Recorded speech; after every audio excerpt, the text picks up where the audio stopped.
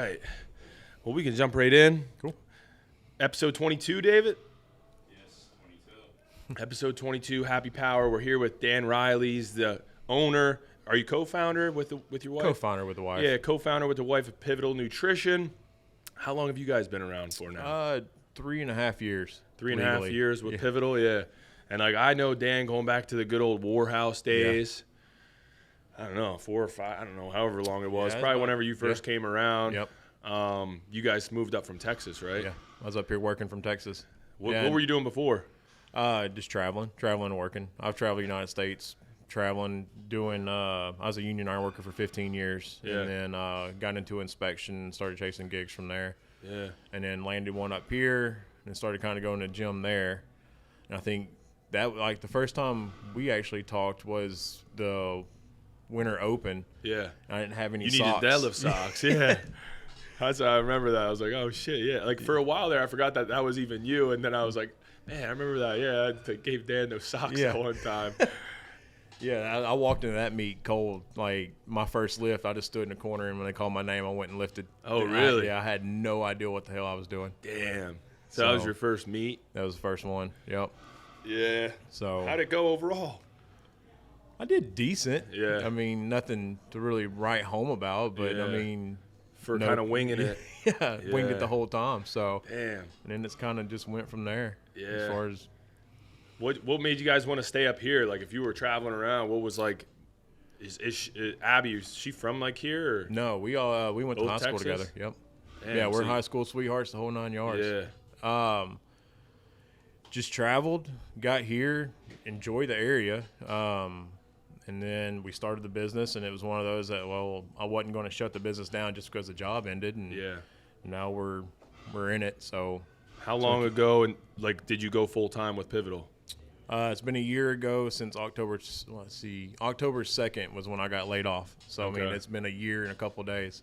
So you were doing, like, I always like to touch on this because I feel like as we were kind of talking about before we jumped on the air here, everyone has their own brand. Everyone's starting a business. Everyone, the entrepreneur era, you know what I mean? I feel like over the last, like, probably 5 years in particular, ever since Gary Vee came about, it's fucking Gary Vee's fault. But no, I feel like it's been like the last 5 years, everyone has kind of like, you know, maybe thought about doing their own thing in some regard. Some people have, some people, you know, have tried. But what I always like to touch on is like you had the Pivotal idea, but kept your full-time job for how long? Like years, right? Yeah, so probably about 2.5 years. I was working 6 days a week, and then Pivotal was growing every month we was growing. And then it was, you know, the long days, long nights, long weekends, and then, I mean, we're still in it doing that, but, working full-time and going to the kitchen. I would leave the kitchen 2 or 3, 4 o'clock in the morning, go home, take a shower, like get an hour's sleep, go back to the office, and then just kept that cycle going. And then when I got laid off, just going in full-time and, you know, and really seeing what business was for the first time because the wife was in it the whole time. Yeah. And then seeing that how much I didn't really know. Yeah. Because it's always a learning experience. Oh, yeah. But just to keep it going, and then now it's the challenge challenge to keep it going. Because, I mean, it's definitely some fun times now. Oh, yeah. As things grow, everyone's like, oh, you're growing. That's great. They, like, assume that means it gets easier. I'm like, no. That means the level of difficulty goes up. Yeah. Every single time you kind of reach a new level, more problems arise. And they're bigger. More challenges arrive. Yep. Yeah, and, like, they're bigger and more difficult and probably new. You know what I mean? Like, you don't know about them until sometimes they fucking hit you in the face. Yeah. You're like, damn. Like, oh, looking back at the problems when we first started, it's like, damn, I was worried about that shit. Oh, yeah. You know, now it's like, fuck, you know, it just never stopped. I mean, just example today, walking in, seeing where everything's at or whatever, a little bit behind where I want it to be. Like, all right, we can, you know, make up time or whatever it is. Hey, the oven's not working. What?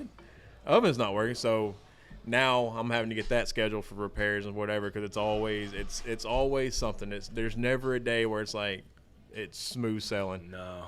But part of the story, part of the journey. No, yeah, I think you know, the more people you talk to, business owners, it's just, you can have the same conversation. No. It doesn't even matter like the category, the market you're in. Gym's the same way. Yep. Something fucking breaks here every day.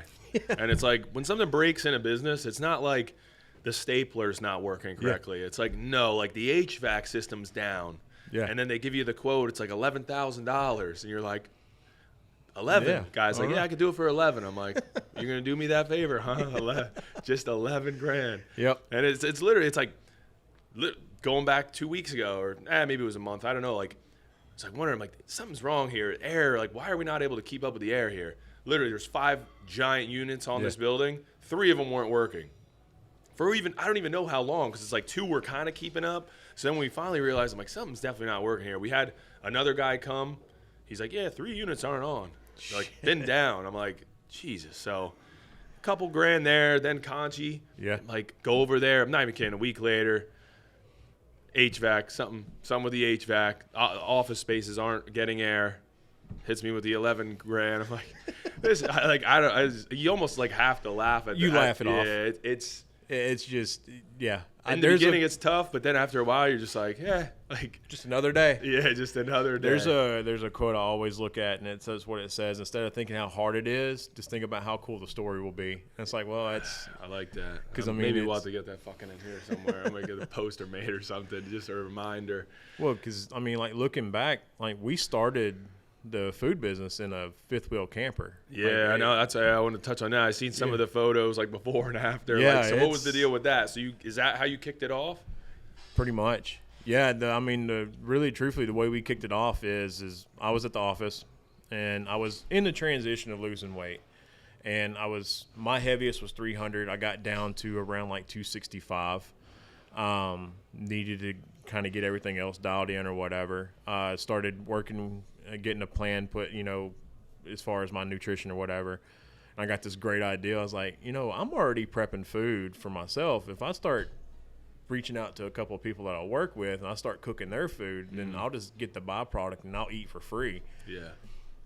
Yeah. So talked to a couple guys at work, and I was like, hey, if I started like cooking, because they were all traveling up here too, and they were all in their camper, and I was like, yeah, I'm fucking tired of cooking in the camper, so I'd buy some. So it went from a couple people at work to 15 people at work, and then but to back up, I went home. I was like, hey, I think we should need to start a meal prep business. Abby's like, well, let's look at it. Let's get some menus together. And I was like, I already told some people that we'll have food to them next week. And it's like, oh, well, I guess we're gonna get it to them next week. Yeah. And then it just went from there. Damn. And it went from it was midsummer, so I would get home Saturday. We would cook on Saturdays, and I would deliver it Monday. I'd get home probably about 11, 12 o'clock midday.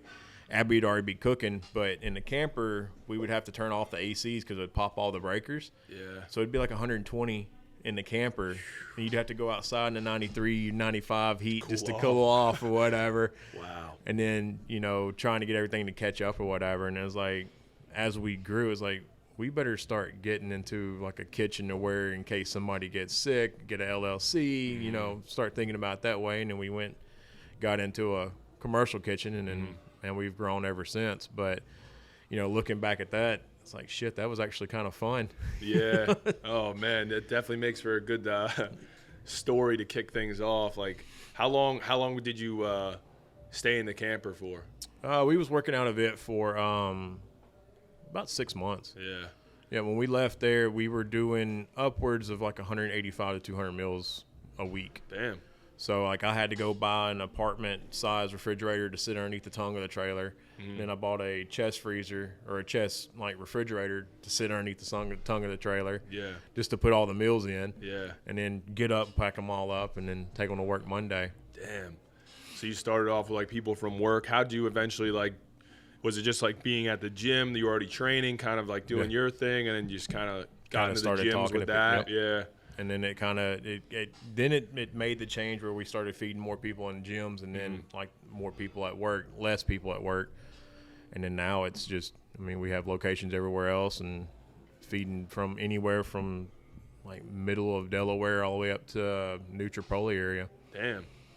So Yeah, they It's drop crazy. off at King of Prussia Power Build, by the way, if you guys didn't know. I literally was like about to place an order like 2 days ago, and I realized that I missed the current week, so it wouldn't have been delivered till next week. And I was like, "Fuck, I leave next week," so I was like, "Gonna have to wait." I seen some new options on there. Yeah, we just dropped some new ones a day. Yeah. Yep. How do you guys decide like what meals that you're gonna sell? I'm assuming obviously based on like orders, but like how do you bring new stuff onto the table? Like, is that all you? Like, do you guys have people now kind of like expanding the team? Like, where are you at now employee wise? So we have 3 full-time employees, 3 part-time employees. The 3 full-time, we start kind of discussing what we want to do and bring on or whatever, and then we'll plan everything out. We'll cook everything, try it, taste it, and then plate it, and then we're starting to get it more planned now. Yeah. It's just 'cause that's where we're at the stage now, is where we have to start getting like real strategic as far as like making the drops, making the releases kind of thing, just to keep people interested, keep that. And then the fun part too is you take something off and you get the phone calls or emails, and it's like, oh, I can't believe you took off the stuffed peppers and shit. It's like, well, they're coming, we'll put them back or whatever. Yeah. So it's As soon as something like, you know, you'll see something maybe like slows down with the orders, I'm sure. So you're like, we'll sub it out for this. As soon as you do, you get the emails that are like, yep. Where the hell did this go? We like, I did that a few times like over the last couple of years where it's like a machine I see get used once a week. Yeah. And I'm like, like I want to get something new in. It's not like I'm just getting rid of it. Like I usually am bringing something new in. I'll like switch out something new. Then all of a sudden, all the people come up to me, what happened to the kneeling hamstring curl at Conchi? I'm like, I asked a lot of you guys, and everyone's like, no, we don't give a shit about it. Yeah, as take soon it as out. I get rid of it, everyone's like, where'd the kneeling hamstring curl go? I'm like, what the fuck? Like, it's just all part of it, I guess. But yeah, now I see like, because the other day you guys dropped off meals here, so you have other guys delivering too. We're starting to get we're starting to get delivery drivers now. Yeah. There for the longest, it was just Abby and I. Yeah. We get everything done through the week, go pull order Saturday. We'd get I have a friend of mine that would do the local, like kind of the middle route, and then she would take the northern Pennsylvania route, and I would take the Delaware route. But Yeah. you know, as far as like the journey and everything goes fun and everything, now she's pregnant, so she's due actually in the next like week or two. Damn. So that's added the complex to things and made things a little bit more fun. But so now it's like getting people to actually go it to where, you know, because now you have to like think really about the mission and the purpose and everything to really like drive that to go to where you can start getting people to kind of like see that. So it's more of the planning thing now. Yeah. But Planning, organization, like scheduling, all of that stuff. That's always the hardest thing for me, because I'm just like, you know, I feel like when you start off by yourself, kind of from scratch, you're so used to just kind of like doing everything yourself. You're just fucking flying by the seam of your pants, like one thing to the next. Yeah. But then when it gets to a certain point, that doesn't work anymore. Like No. that's no longer a great strategy to have. those fires are so big that you're trying to figure out how to put them all out. And you Yeah. can't. And it's and that's where like the planning and the strategy and all that, all the non-sexy shit. That's, I mean, no, really. 100%. It's the shit that nobody ever talks about. No. You only hear about how they went from this to this, Yep. and you're like, damn, that's awesome. I want to do that. Yeah. But like, all the details in between, that's the hard stuff. That's the stuff that like you find out the hard way. And I don't think enough people talk about that. Yeah. Like everybody talks about the, you know, what's cool on the gram and everything, but nobody talks about the constant kicks in the teeth and just, you know, because we've put everything into it. I had 25 acres in Texas. We bought 10. We cleared it ourselves. We built our house. It was me, her, and my dad. And just I've sold everything just to push it for, you know, hopefully, you know, it turns into where I can replace all that. Yeah. You know, it's all on hopes or whatever, Yeah. but I don't feel like I could go work for somebody else anymore. Yeah, no, And it's always, just- I can't imagine going back. I mean, as No. hard as it is now, it's like, it's still like, I would rather be like kind of like fighting for my thing, you know what I mean, than just trying to just do a 9 to 5 or just get a paycheck every week. Like, nothing wrong with that, but like, No, not at you all. just can't, like, It's- it's just never been my thing. Like, I've always been like a hard worker, but like anytime I've worked for somebody else, like I could just tell something. It's just not natural for me. Like, you know, again, always been a good employee too. Like, show up, work hard, probably produce, like, execution-wise, like, more than the expectation was.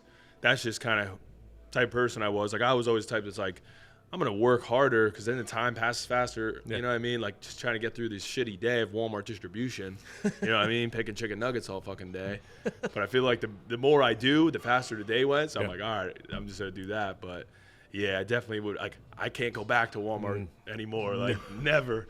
So. And that's something I'll always look at is, like, everywhere I've always been, I've tried to, like, look and see of being in the 1% of that group. Like, who are the best people, or that they say are the, like, you know, those are the best employees or whatever. Like, all right, cool. I know who I need to go talk to and, like, really try to outwork them. You end up becoming friends with them, you know, because, I mean, you're the only ones doing shit. So it's like, cool, we'll just get everything done and go.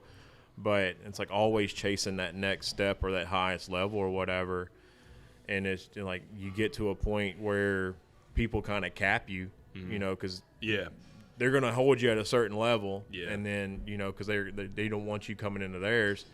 So it's like, no, I'm just going to set my own path and see what I can do. Yeah, that's true. That's definitely true. You're kind of limited if you're working for somebody else. Depending, I guess, on the position, you are kind of limited in how far you can go, and sometimes that's, you know, due to the business itself. Like, even if they maybe wanted to get you to the next level, like, maybe they can't. You know what I mean? So it's like one of those things that definitely makes it worth it, in my opinion, if you are going to do your own thing. Like, yeah, the risk is much, much higher, way more harder, but, you know, it does allow you the opportunity to kind of see what you're really made of. So because there is days that, I mean, I can go to the gym midday where if I'm working for somebody I couldn't. You know, it does have those little bitty freedoms that you can, you know, that you create or whatever. It's just kind of a moment to go back and, like, catch your thoughts for a second, but, like, you do have that, but it's constant. It's 24/7. You know, it's just you pick and choose the time that you can really, you know, that you want to enjoy some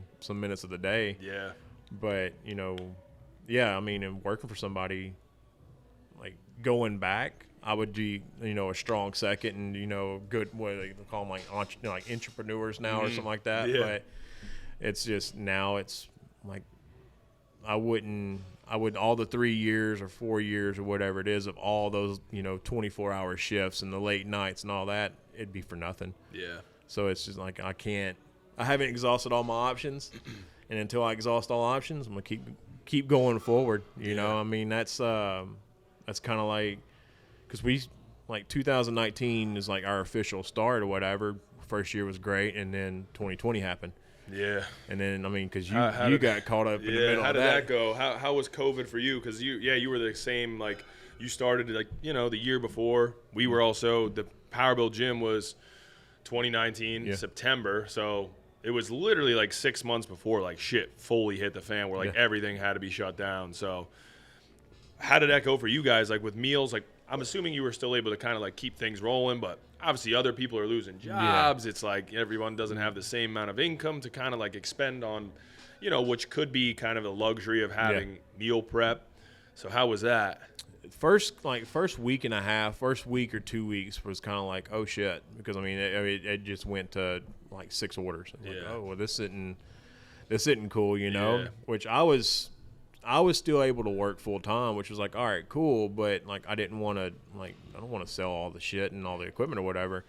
And then it come right back, and then it come back stronger and started building just because people were at the house, but also like we had a really good like customer base, and we still have an awesome customer base. I mean, that I look at them as family, everybody that orders, and they realize that like eating like trash during those times is probably not the best thing to do.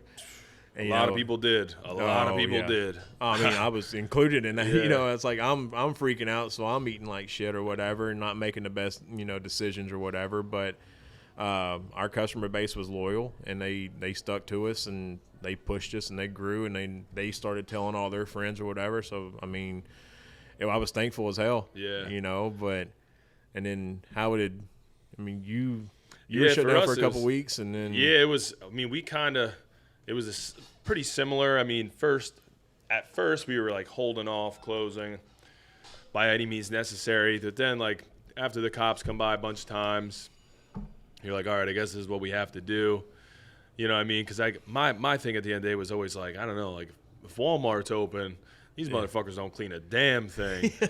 We're cleaning all this shit. It's a small gym. Like, I don't know. At the end of the day, I'm just like, people should be able to go to the gym. Like, if there's zombies outside, gym's staying open. Like, it doesn't matter. But at the end of the day, like, we ended up closing just because, like, that's kind of what everyone had to do. But then when we did, you know, and obviously those 2 months being shut down, like, I'm just like, damn, like, bills don't stop. No. Rent's still being paid. Like, my landlord didn't reach out and say, hey, Collin, don't worry about it. I know things are tough right now. He don't, like, no. I like my landlord and everything over there, but, like, he don't give a fuck. That's the not first his, of the month. Yeah. Yeah, it's like, send me the check. Like, he don't care. I mean, not that he doesn't care, but at the end of the day, like, he still has bills too. You know what I mean? It's like, bills don't just stop just because the rest of the world does. So, you know, I was definitely getting scared, pretty scared there for a while, just like literally draining personal bank accounts. Like, I mean, I wasn't getting any funding either at that time. Like, you know, they had like a few different options. First one I tried to get, wasn't able to get. Luckily, one of the guys that I met at the gym, so we had like our 10, 15 homies that were still coming through. And then, you know, a couple of them had some like close friends that I allowed to come through. It just so happened that one of these guys, he was also a business owner, and he had like a connect with the bank that was able to get him like one of those triple P loans. Yeah. So because like I actually already tried to go through my bank, and they were, I don't know, like they were unavailable, like they can only issue so many, whatever. And I'm like, whatever, like just kind of still trying to figure shit out. Luckily, I got lined up with like this bank that was able to help. So they gave me like, I got like $20K. They gave me like 20 grand. Literally, it was enough to like keep the lights on for those couple months and pay the bills to literally like keep the gym open. Yeah. Like, you know, once we reopened though, you know, I mean, that gave us that little bridge to kind of stay afloat. But then when we reopened, because we did reopen a little earlier in all these other gyms, that's when shit exploded for us, because we were the only gym available, and people were telling other people, like, they're like, oh, this gym's open. So like, I just remember waking up like the day after I made like a video on Instagram, because I was just like, fuck it, I'm telling everyone. Made a video on Instagram announcing that we were reopening. The next day I woke up to, I'm not even kidding, it had to be like 200 emails of like people trying to join. Because like I took down the option of like signing up online. And it was literally one of those things where I was like, all right, like we allowed so many to come through, but then we had to like kind of see what was going to happen. Like Conchi's not that big. And I mean, we literally filled the place up as much as we can, and we probably still turned away 100 people. That's crazy. Yeah. So funny enough, one of the guys that works for us now, Jeff, who he's been on the podcast before, Jeff Copeland, like he was one of the guys that I guess I like turned away just by like, he just happened to like reach out a little bit late. And by the time I got to his email, I'm like, dude, like I can't help you out, man. Like we're already like at max capacity. He ended up obviously joining a little bit later once things kind of settled down, and you know, but it was, it was a crazy time. It was just, you know, one of those terrible, terrible things that we kind of like turned into a little bit of an opportunity to kind of springboard us. And ever since then, I mean, things have been pretty smooth, but definitely a shaky time for sure. I mean, it makes you rethink everything. Oh yeah. I mean, it's crazy. I mean, cause like at that point I had like thrown everything into even getting that gym off the ground, like moved from Reading down to here, like just upped and left and found this damn gym location, thought everything was going to be great. And no, definitely not. I mean, it's hard enough starting a business like kind of from scratch. Yeah. You know what I mean? Like new to the area too. So it's like even just getting the ball rolling. Then it's like we finally felt like we were kind of getting the ball rolling, and then like the rug gets ripped out from underneath you by no choice of anyone, you know, by of your own, and you're just like, damn. Yeah. It's like, man, this shit shouldn't be this hard, but no, it is. And it's just like, even now, it's like, even though COVID's kind of, I don't know, didn't they announce that COVID's over? I think so. It's well, just, I mean, it depends on which one you watch, or which news channel. I don't even know how that works. How do you just decide fucking COVID's over? It's like an episode of fucking like Friends or something. Yeah, it's done. We're canceling COVID. We're not going to return next season, but it was it was crazy. It's definitely crazy. Well, And now, I seen so many businesses like go under. It was like that was the worst.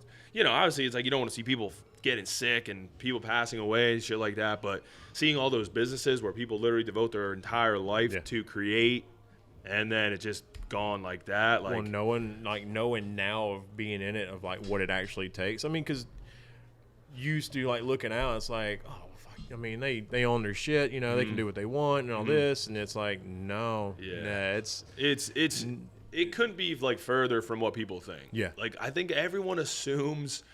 First of all, if like you own a business, you're just like this wealthy individual. Oh, dude, you're rolling it. Yeah. Shit's going awesome. Yeah. You know, driving nicest cars, all this shit. I'm like which business owners are you actually looking at? Like, I don't know that many like that. Like, yeah, there's a few that have been like established forever. Maybe they own like some big ass company, but they probably been at it 20 years. You know what I mean? Exactly. It's like anyone who's probably under the 5-year mark, they're fucking grinding. They're definitely grinding on a daily basis because, like, it's just so hard to kind of get something, again, built from the ground up. Yeah.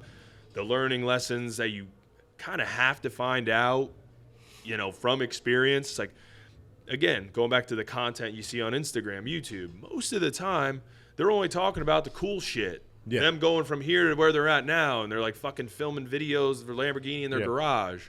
Remember that guy? He's fucking all over. I mean, it's everywhere you look now. It's like Lambos and Rolexes or whatever it is. Yeah. But it's not. It's like the 10-year mark. You know, the highlight reel, I guess, or whatever. But the 5-year and below, and that's where like I'm really interested in talking to people like 5-year and below because it is such a grind. Because you go from like I'm trying to get out of the boxes now, but you wear every hat, and it's like you're handing off your baby to somebody else. Like, I hope you like take it and do, you know, whatever it is with it, because it is everything, you know. And I mean, if somebody doesn't give a shit, and there goes your brand, there goes all your work or whatever, because, you know, you gave that box away or whatever. Yeah. But you go from wearing every hat.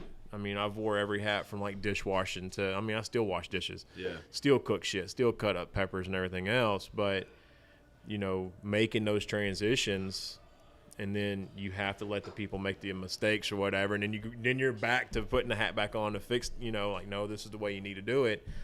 And it's just a constant learning, just always. That's always the thing that I struggle with the most is like delegating. Yep. You know what I mean? Or, you know, kind of getting people to help, because for the most part, my natural reaction is like, push them out of the way and fucking do it. But I'm like, my thought is like, why would I ask this person to do this? If I do it right now, it'll be done before they even get a chance to do it. You know what I mean? But like, that doesn't work that way. It's kind of like, you know, if you want to grow, you need to have people that are doing different things. That way, you know, you can kind of focus on maybe the next big move you're going to make, or, you know, whether it's whatever it may be. You need to kind of like, you need to be making those more like, I don't know, the CEO. I hate when people like say they're a CEO. They like literally are like an online coach. You got to stop doing that. But like, you know, you kind of got to put yourself in that more like CEO role where you're kind of like, you have like your main people who you do trust, and you do know that, you know, they're going to execute to a level that meets the standard. But it is hard to find those people. Like that's always been finding good help. Hardest thing. Yeah. That's the hardest thing. I mean, I feel like I struggle the most with like planning and kind of like, you know, some of that organizational stuff, but like finding good help is very, very hard. I mean, well, now because you're going back to like the Gary Vee stuff and all that, like the work-life balance, or, you know, don't work your ass off for somebody else's dreams. Yeah. And like, it's like, well, I understand. Yeah. But also, like, get that work ethic, get your hands in shit, and then go off or whatever. But nowadays, they want the reward without the work. And you know, but like you putting it on people or whatever, and that's one of my biggest things is delegation. Yeah. Have you had like trouble finding like people? Do you like, was turnover ever an issue or anything like that? We haven't had turnover. Yeah.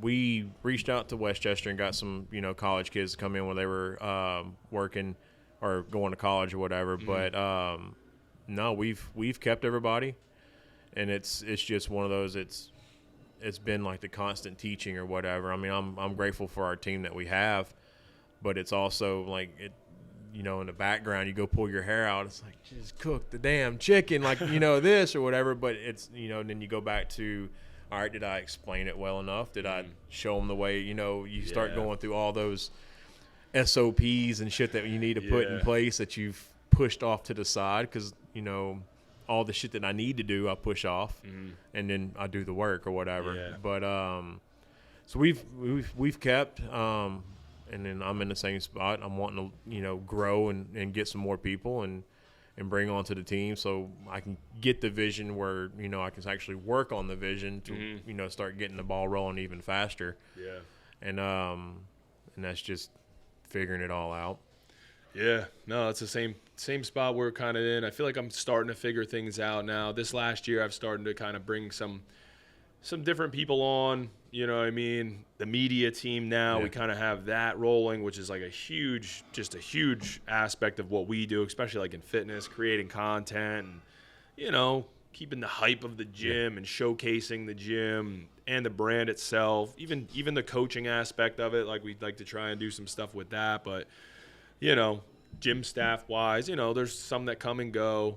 Obviously it's like, you know, you can only kind of expect somebody to do so much, but you just want at the end of the day, like somebody that's at least, I'm always just looking for people that are kind of excited to be a part of it. You know what I mean? Like hopefully they see the vision.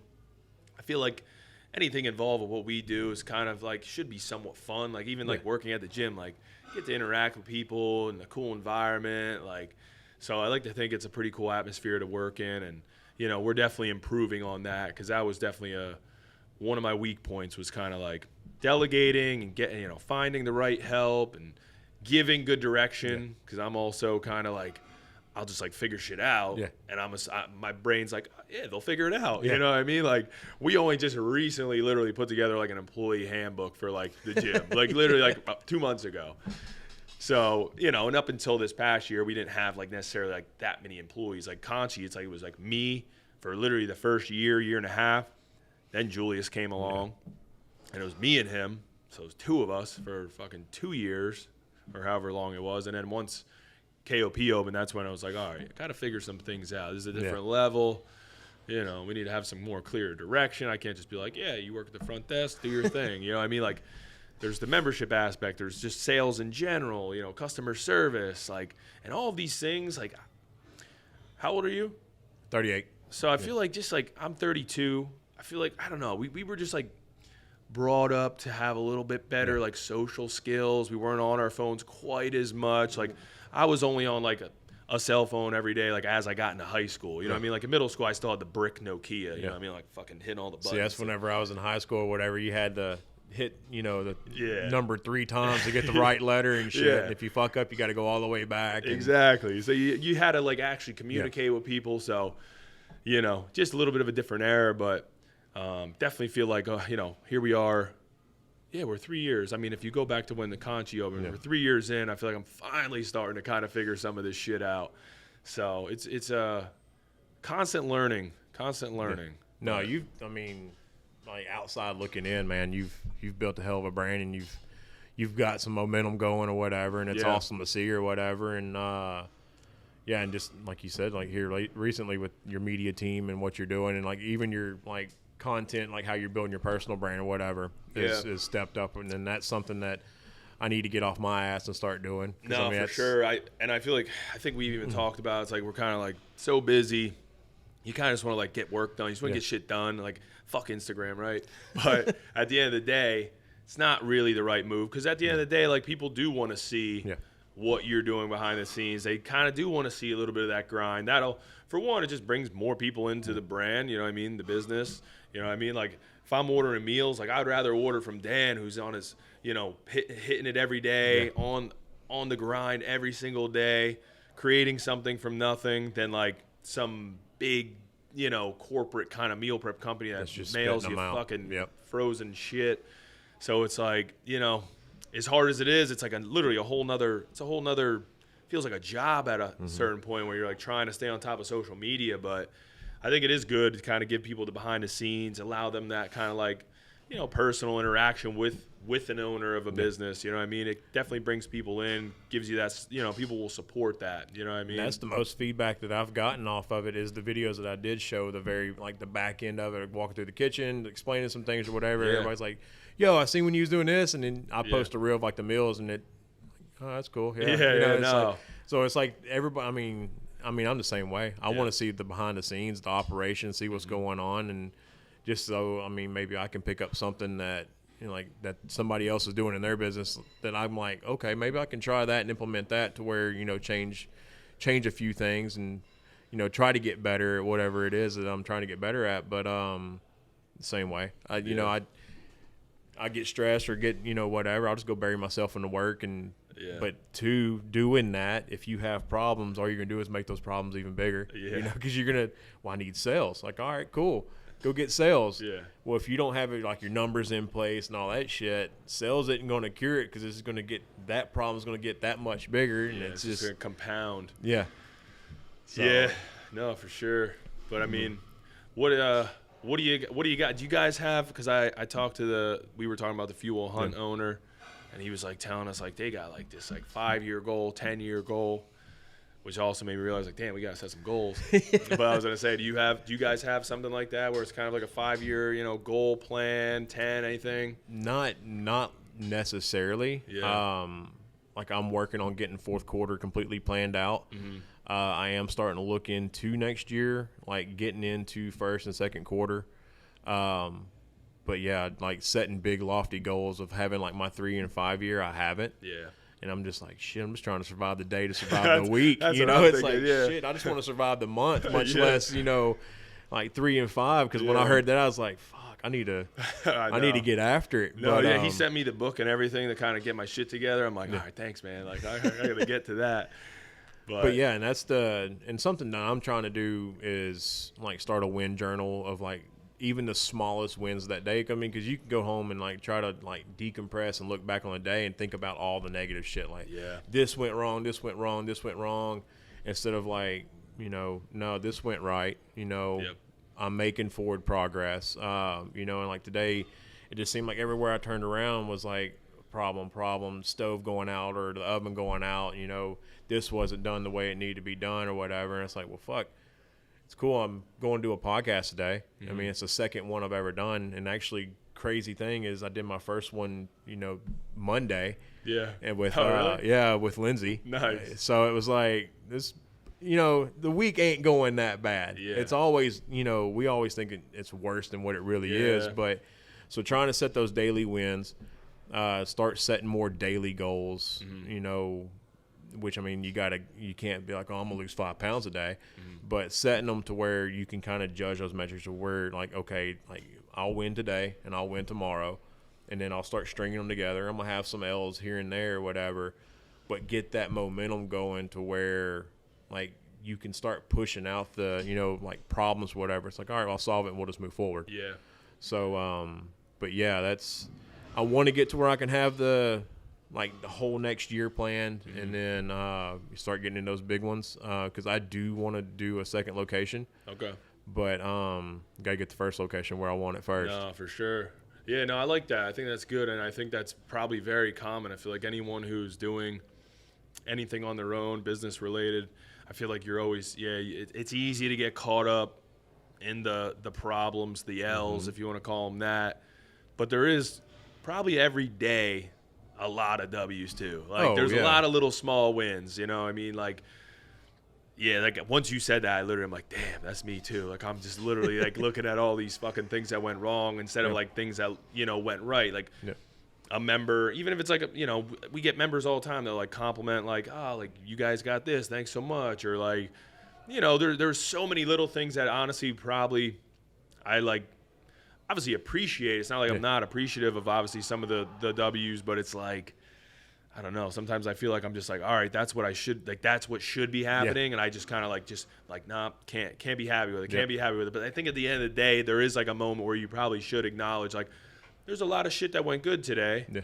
Sure. There's some things that we're going to have to fix tomorrow or, you know, over the next week, whatever it may be. But acknowledging the wins is probably a good thing just to kind of keep yourself morale. You know what I mean? Because like it's easy to fall into a dark place. You know what I mean? Like, because it is a sad. I mean, it's not sad. I wouldn't say sad, but it is a lonely place because you're you know, like you go home to Ken's, and then she has her business, you have yours, and then it's like you're just sitting there with problems. Yeah. You know, or you know, you reach out or you talk to somebody that doesn't own a business that goes to work for somebody else, and you're just sitting there going through the thing, and they're just like, oh man, yeah, it sucks, but you know, hey, did you see, you know, whatever? And it's like, I just need somebody I can just like rant to for like 5-10 minutes, and I'll be good. But yeah, then that's where focusing on the problem instead of focusing on like, no, today was all right because I did, you know, execute here, and here. Yeah.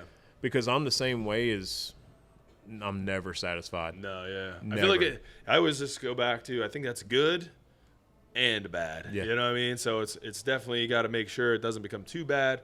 You obviously don't want to get like too comfortable, because that's what kind of keeps you, you know, keeps you progressing. It keeps you wanting more. It keeps you growing and looking for the next win. You know what I mean? Like if you just kind of like, things are going great and you sit back and get a little bit complacent, shit can really go the other way quick. So I feel like you know, it's one of those things. It's just something you have to manage. You know what I mean? And that's a constant battle daily. Yeah. So. And that's the hardest part is not focusing on the negative, because it is easy to do it, and then also because like you said, well, that shit was supposed to happen. Yeah, it's like, yeah, but you need to celebrate. Then I'm not saying going on like a week like we killed it, you know, but like no, like the work that I did put in did result, you know, get a result that I wanted. So now we'll push that forward or whatever, instead of like, because I'm real bad about like, well, no, that's what I did it for. Yeah. When we got our first van, I was like, I should have done this like 6 months ago. Yeah. Like, what the fuck are we happy about? Like, Yeah. all right, cool, we got a van. Like, we should have done this like 6 months ago because it was that easy. Yeah. And it's like, no, it's a pretty big step to get that van, to get the second delivery van or whatever it is. But and like you said, it's either good or, you know, it can be really bad, because then you'll tear everything that you've worked your ass off for. Yeah. But it's always like trying to focus on the forward progression of everything. Yeah. Yeah, I know. I feel like it's when you did it, you know, purchasing a van, you know, you're adding a second delivery vehicle, you're like in the moment, you're like, yeah, it's like, of course we did. We were supposed to. We had to. But like a year from that moment, you were probably like, man, I would love to be able to get yeah, you know what I mean? It's like sometimes it is good to just reflect. I would imagine, like at the end of the night, even like doing something like that, think about like a year ago, you would have fucking killed to be able to do that. Oh, yeah. And now you're able to just do that without thinking about it. And it's like, that's a big fucking win. So, yeah, I feel like I'm the same way. I mean, I feel like we've done a lot of really cool shit. Yeah. You know, and sometimes I just literally, I don't even think about it. It's like we do something really cool. We have like we hit a milestone or whatever it may be. I literally don't think anything of it until somebody's like, yo, you did this, or you guys are doing this. And I'm like, oh, yeah, shit. That is pretty fucking cool. Like, I've come a long way. Yeah. It takes a while. Like, it'll literally be when I'm like walking through the gym.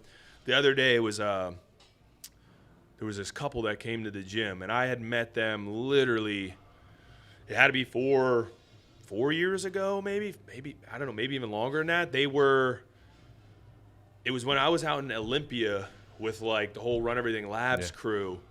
They came out, I don't know.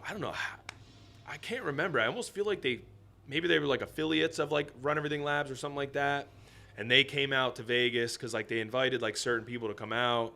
And I remember meeting them, because as soon as I seen them, I was like, man, they look familiar. I was like, I know them. Yeah. And then they came up to me and they were like, Jim looks awesome. Like, and they were kind of like going over this stuff. And then like as I was talking to them, I was like, that's who they like. I like clicked, and they were like, yeah, like, do you even remember us? I'm like, yeah. I'm like, didn't you used to have a Corvette? Because I remember seeing I remember like I followed him on Instagram and he had a Corvette, and then he's like, yeah, and I was like, oh shit, like it's been so long. And then like we were just talking about like, they're like, yeah, it's crazy to see you like come all this way, and like we seen the other gym and now you have this gym. It's our first time here. It was like going on. I was like hearing them say it. It was like the first time acknowledging, kind of like, holy fuck, like. We have come a long way, you know. I mean, it was like eye-opening to like hear somebody else say it, but because that's my thing is like bad days. Like I'll see like my thing, like I've always loved cars since I was a little kid or whatever.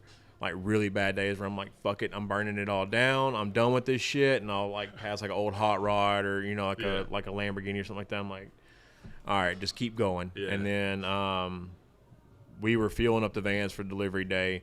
Abby and I was sitting there, and I'm sitting there pumping gas or whatever, and just like hashing everything out. I was like, what the fuck are we doing? And a guy comes walking around the front of the van. So I turn, and I'm like, I'm usually to like, hey, what do y'all do or whatever? And he's like, hey, I just want to tell you that I really love your service. You got a great product. Just keep up or whatever. And I was just like, oh shit, thank you, And I like looked at her, and I was like, well, it's like moments like that, when you hand the bag to somebody that's like, man, I've lost 20, 30 pounds, 40 pounds, it's like, okay, that's what we're doing it for, So it's like, and reflecting on where we've been and where we come from or whatever, and because that's the same thing, like I've been talking about the trailer shit more here recently or whatever, because like, man, we started in a fifth wheel camper, 2 dogs, 1 little pot, 1 little pan, damn near caught it on fire several times, and it's like, all right, we're doing something we're right. okay. Yeah. I mean, and 2, because we're both in the business of, I mean, you can kind of say on the mental side of things, because this is people's release. Whether it is coming in here to just pick something up and move it, whatever, or, power lift to get to the nationals or whatever it is, like we're able to feed that and like see it's like other people succeed in it. It's like, all right, cool. I've done my job, so.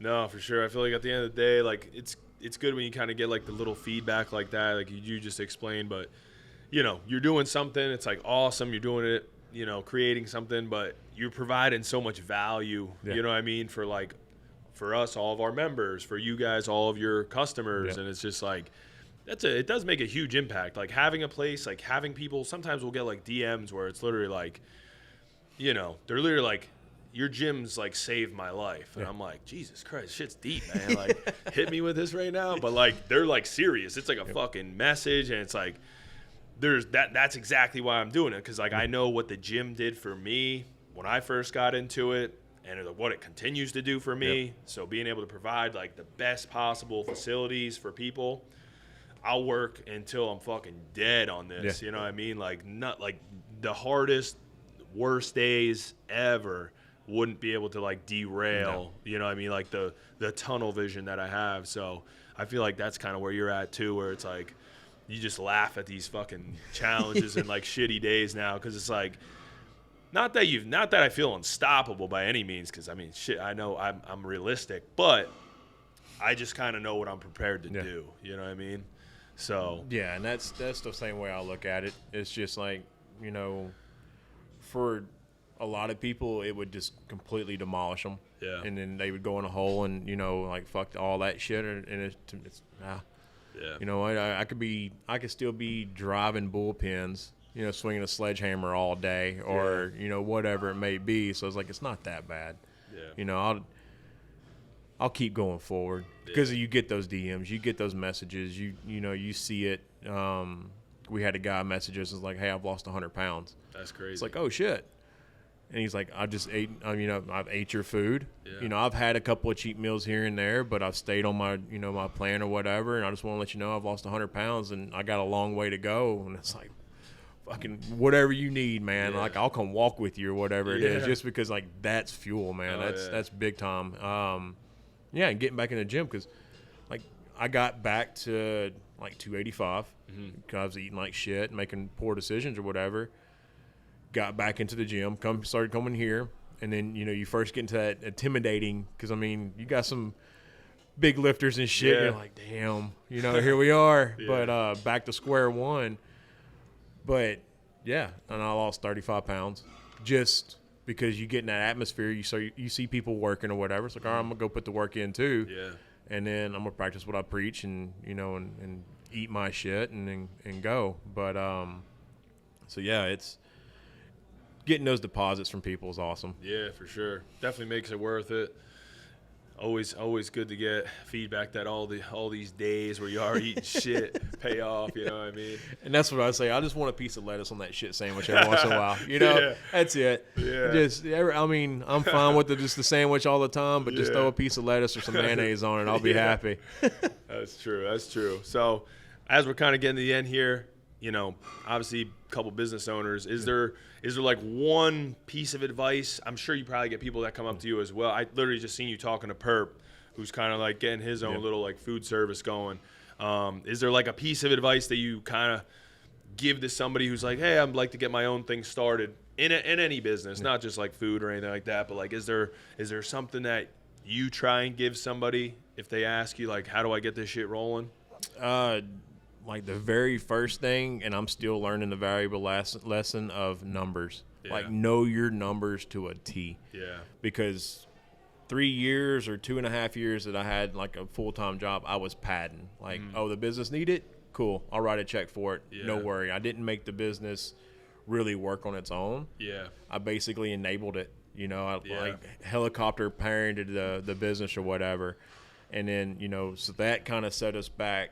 But like know your numbers 100%, and then like go ahead and start trying to work yourself out of like the boxes basically. Yeah. Like get some standards and procedures in place to where you can get the people in where there's not walking into a shit show. Yeah. They're walking into something that's like, oh, okay, cool. This is how you like in my world. This is how you wash the dishes or whatever. Okay, cool. Yeah, it's so it's the same every time or whatever. Yeah. So it's like that's the two biggest things, and then the rest like you'll figure out. Yeah, for sure. Yeah, it's impossible to kind of give everyone the answers, but usually what I always kind of like go after, or usually the message I'll just give them is don't rush into it. I mean, even if you have an incredible idea, a really good plan, a really good product, really good service, whatever it may be, there's no reason to rush it. There's probably a good chance you can probably still do what you're doing now and start that. Yeah. You know what I mean? So you're kind of just like hedging your bet. If you're not jumping into the deep end with, for no reason, you know what I mean? Like just jumping out of a plane without a parachute. Yeah. It's like, how about you just fucking put the parachute on? Like keep your job and just start, whatever that next venture may be, and just kind of, be able to work your way through some of the mistakes that are going to happen. It's inevitable. You can't get around it. There's not enough like YouTube videos. Like you're going to end up hitting some challenges that you didn't think of, that you didn't know about. So, if you're not, if you kind of like maintain maybe what you're doing now, keep the 9 to 5, build up the business on the side. It gives you a much, much greater chance to succeed. You know what I mean? Like it gives you a little bit of padding when you hit the fucking ground sometimes. So yeah, because if you jump in head first and quit everything or whatever, those problems are going to hurt, and then you figure it out. And that's what a friend of mine was saying. He's like, don't try to build an airplane on the way down. Yeah. I love that. So, that's a great, great saying. Like plan it out. And because I mean the problems are going to happen. It's just get ready for it. It's just when. Yeah. It's not if, it's when. Yeah, that's the truth. Yeah. Awesome, man. Yeah, it was good. I feel like got a lot of good info. Hopefully people got some insight. If they're interested in getting Pivotal Nutrition, where would they want to find you? Like social medias, obviously website, stuff like that. So social media, everything is Pivotal Nutrition, the number 1. Website is pivotalnutrition1.com. And then you can always reach out, hit us up. We'll answer immediately, like the best as possible. But like reach out, let us know, and we're always looking to help anybody that we can. Awesome. And you do I know you do obviously gym deliveries, as we mentioned here. If you're a KOP gym member or just PWRBLD member in general, obviously you can always pick up your meals at the King of Prussia location. Do you also do home deliveries, right? Yeah, we do home deliveries. Home or gym. Yep. Check out the website. I can vouch for them. The best meal prep service I've ever used, and I've used a bunch over the years, like trying them out. And I mean, the great thing is you're local. You can tell it's like actually fresh. You're not eating frozen shit from who knows what other these national brands. I feel like you lose the quality. That's why I always try and push people to just anything local in general, wherever you're at. So definitely give them a shot, guys. Appreciate you coming on, man. Hey, I appreciate it. It's been fun. We'll get you back on here again. We're always trying to get the locals back on again and again. So appreciate it, man. Oh yeah, man. Appreciate it. Good stuff. We're out.